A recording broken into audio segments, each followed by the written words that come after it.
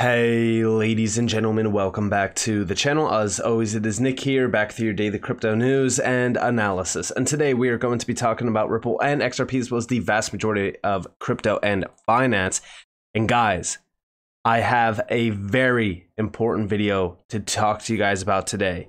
One, I'm going to start off this video with saying I have links for a ledger and a decent wallet down in the description below, as well as in the comments below. Why am I bringing this up? Guys, today we have a lot of things to talk about, and exchanges is going to be the priority here. Exchanges are being targeted. I've talked about it, and I've discussed it many times. I think that with the FTX collapse, which I believe was an inside job, I think they're utilizing that as an example to go after all of these other crypto exchanges. I've also talked about the door left open by the SEC and Gary Gensler to go after these exchanges because they are going to say that they are selling unregistered securities. I've talked about that as well. And today we've seen Binance actually shutting down its Canadian business. We do see, unfortunately, today we are announcing that Binance will be joining other prominent crypto businesses in proactively withdrawing from the Canadian marketplace. We would like to thank those regulators who worked with us collaboratively to address the needs of Canadian users. Albeit a small market, it held sentimental value for us as the home country for our founder. We had high hopes for the rest of the Canadian blockchain industry. Unfortunately, new guidance related to stablecoins and investor limits provided to crypto exchanges makes the Canada market no longer tenable for Binance at this time. We put off this decision as long as we could to explore other reasonable avenues to protect our Canadian users, but it has become apparent that there are none. Our remaining Canadian users are receiving an email with comprehensive information on how this will impact their accounts going forward. While we do not agree with the new guidance, we hope to continue to engage with Canadian regulators aimed at a thoughtful, comprehensive regulatory framework. We are confident that we will someday return to the market when Canadian users once again have the freedom to access a broader suite of digital assets. The problem with this is I strongly believe that we will not see that access granted again. I think that this is exactly what these areas want. And remember that the US is still very well embedded with Canada. And a lot of what we do see around regulations are kind of the same, right? As we look at what's happening in the US, it's happening around the world. We are starting to see a lot of exchanges being targeted, and this is a big deal.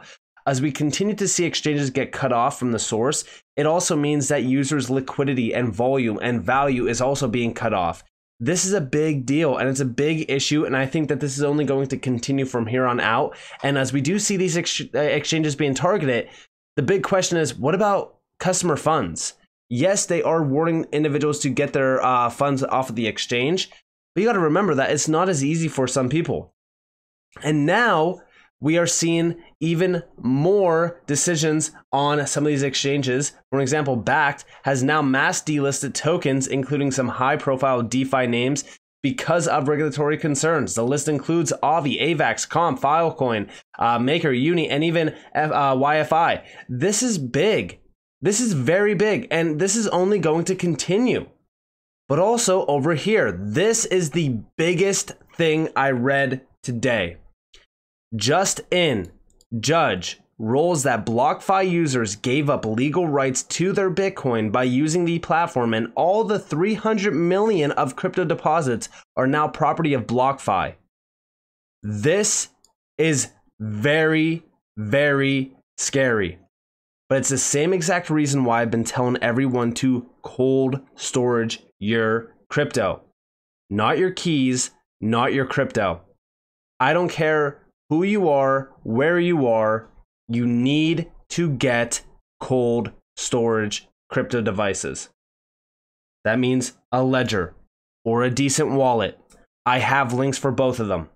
Make sure, even if you're not using my link, make sure you are going through the official source. Why? Third-party devices can be tampered with, but this is why cold storage is so damn crucial. This is the #1 reason why I've been preaching this for so long on this channel. And now that we are seeing exchanges even be like, the heat is really getting turned up now. Exchanges are being forced to withdraw from certain areas. And this is going to be a trend that I believe is going to continue on. Regulations right now is a serious focus point. Now, also, as we do look at regulations, it seems as though things are starting to move, though, especially within the US. What I want to see, though, is action. We are seeing a lot of words, but no action. For example, here we are tired of the stonewalling from the SEC Gov. During a financial CMTE hearing, Gary Gensler said he respects the role of congressional oversight. If Chair Gensler won't live up to his own standard and answer our questions, we'll make sure someone from his staff does for him. But I want to see some sort of action being taken here, because we constantly see these major announcements around how Gary Gensler and the SEC are not doing any work. Well, what is going to happen from this? Like, if you weren't doing your job, you would get fired, right? So why is Gary Gensler still in office? But then again, I ask myself, why are a lot of these politicians and these, high-ranking individuals as well still in the positions that they are and not fired? Because a lot of these government entities are not doing anything at all, and they're getting paid 6 figures plus per year. And it's like, it's wild to me that they are still in the position that they are in. Also, though, over here, we did see from Patrick McHenry is demanding the SEC Gov say which crypto exchanges have responded to its come in and register request. If it keeps stonewalling, he threatened to hold a hearing on the agency's failure to comply. Now, I think that this is great, but the problem is that if we are seeing this hearing being held, all we will see is the same exact story being told to us. And that is Gary Gensler is going to jump through loopholes and avoid every single question, all while giving us no substance.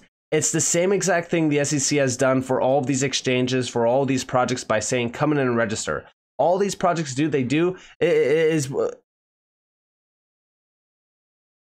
all these projects and all these exchanges, all they do is come in, right, and tell the SEC their weak points, and then the SEC utilizes them against them.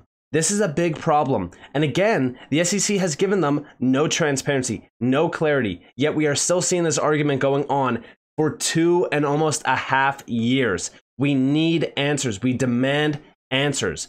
Also, over here from Warren Davidson, America's fintech future is threatened. Gary Gensler's wrecking ball. America's fucking fuck. America's fintech future is threatened by Gary Gensler's wrecking ball. I'm glad consensus is building. Congress must take action to provide legal clarity for digital assets and substantive reform to the SEC Gov that eliminates the chairmanship and empowers the commission. And this is because what we've seen today was also this, breaking. The U.S. Chamber of Commerce has just filed a brief in the Coinbase versus SEC case, calling out the SEC for acting unlawfully in the digital asset space. This is the U.S. Chamber of Commerce, not the Chamber of Digital Commerce. This is a big deal. Here's why. The U.S. Chamber is a highly influential organization representing companies in all industries across the U.S., not just crypto.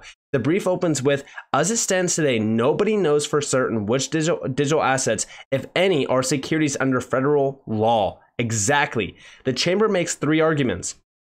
1, regulatory uncertainty is killing innovation in the US. 2, the SEC is destabilizing the digital asset regulatory environment.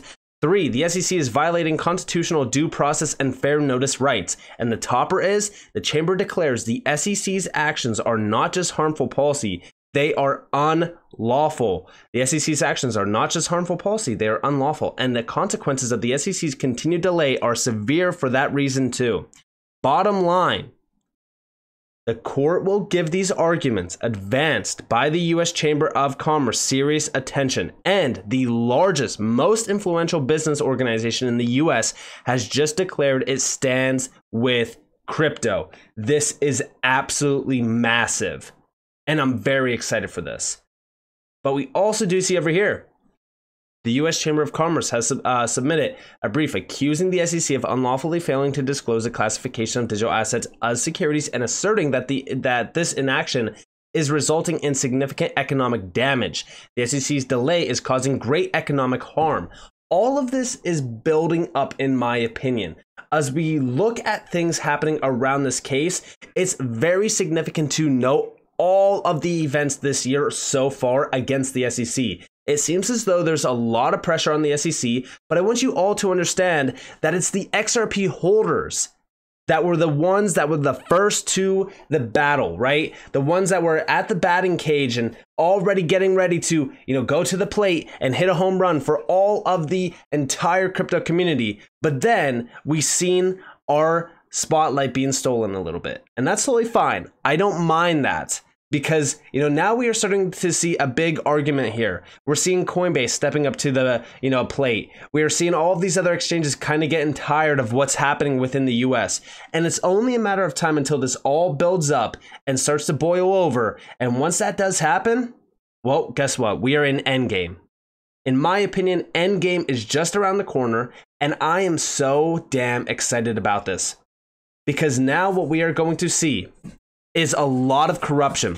We are going to see a lot of the manipulation that has already been happening for years and years and years finally see the light of day. And talking about that, what do I believe is going to be, shown to everyone publicly? Well, it's a lot of those documents that are in that Empower Oversight lawsuit that I talked about the other day. I mean, we are talking about the relationships of the SEC Gov officials, as well as major business players around crypto. I mean, we're talking about the Ethereum Foundation. We do see the lawsuit details 3 instances of publicly known business relationships between former SEC Gov officials, which Empower contends are worthy of further scrutiny and warrant the production of the documents it has requested. When you go over here to Empower Oversight's overall argument behind all of this. All right, so it got posted from Crypto Law US, but this is what I included in my video from the other day. This is a huge lawsuit that I think everyone's focus should be on because it describes and breaks down every single record from start to finish around the corruption that has been taking place for years and years and years around the SEC regarding, I mean, we're talking about the Ethereum Foundation. We're talking about so many other players as well. All of these players, a lot of them have been negatively talking about Ripple and XRP for years and years and years. And there is so many, so many documents here that could very well see the light of day. And if they do, it is going to be damning for the SEC. It's very well right on par with what Brad Garlinghouse said back in October of last year, where he said the SEC wants you to think that it cares about disclosure, transparency, and clarity. Don't believe them. When the truth eventually comes out, the shamefulness of their behavior here will shock you. I believe so as well. And as we do look at Stuart Alderoty, we did see from Stuart Alderoty, he said, for this SEC chair, the judicial process is a weapon to be wielded and congressional oversight is a game of hide and seek. This isn't a crypto problem. This is a we the people problem. And this is the facts. When we look at what's happening around this entire space, we are seeing a major attack from the SEC. And I believe that Thinking Crypto 1 worded this perfectly. He said, good morning. This is your daily reminder that we must keep fighting against the tyranny of the SEC government, Gary Gensler, who are stifling innovation in the US. Judge Sarah Netburn said the SEC lacks faithful allegiance to the law. The Chamber of Commerce said the SEC's actions against the crypto industry are unlawful. I think all of this tied together. First off, I'm going to just say it now. I believe that what we will see from this entire case is Gary Gensler fired and the SEC itself fully restructured. And if we don't, then I've lost all faith in the US government. I mean, there's not much there, trust me, but it'll be completely gone if we do not see the SEC restructured and Gary out. Because what we have seen in the last couple years, and even previously before Gary Gensler got into office as well, has been absolutely disgraceful. And with that being said, I hope that you guys enjoyed this video. If you guys did, definitely leave a like, subscribe, turn notifications on if you guys have more free content. You guys are more than welcome to follow me on Twitter and join the free Discord down in the description below. Others, up that you all have a beautiful day or a beautiful night wherever you guys are on this beautiful world. That's been Nick. Peace out, guys.